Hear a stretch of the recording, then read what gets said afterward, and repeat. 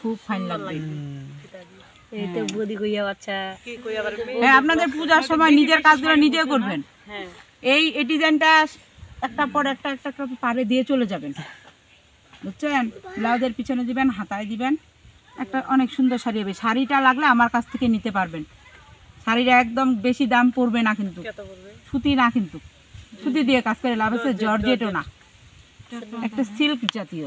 কত দাম পড়বে? শাড়িটার কোয়ালিটি আপনার সর্বনিম্ন আছে 350, 450, 650, 850, 2000ও আছে পাইকারি।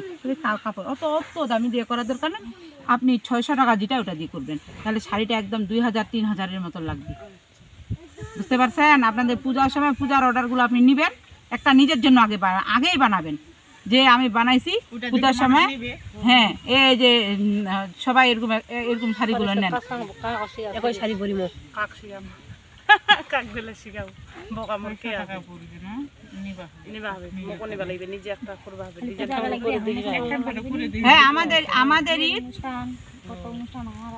শাড়ি দেখাবো। আমি পরছি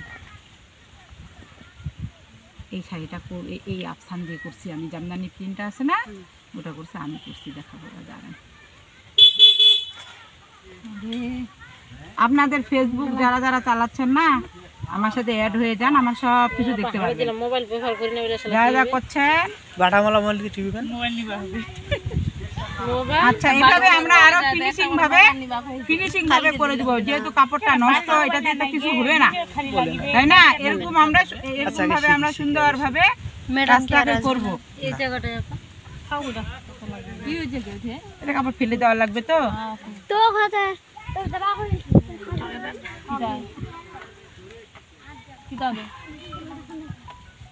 এটা এক কোনাও যায়নি, কিন্তু পুরাটাই আছে। এই যে খুলে দিলাম,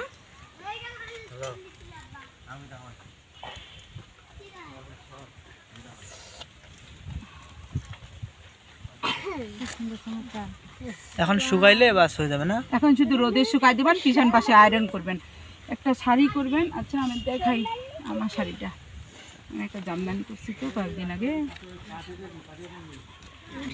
এটা যে ছোট ছোট জামার নিচের হ্যাঁ, খুব সুন্দর যাবে, সুন্দর পাটগলা দিয়া সুন্দর লাগবে।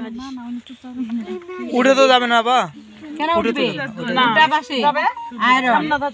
সামনে কেউ ডিজাইন করে না, মাথা মুড়ি দেওয়া যাবে, 2-3 লাখ পর 1 লাখ কাপড় লাগে। এখন শুনেন আবুগুলা, বসাই দিবে।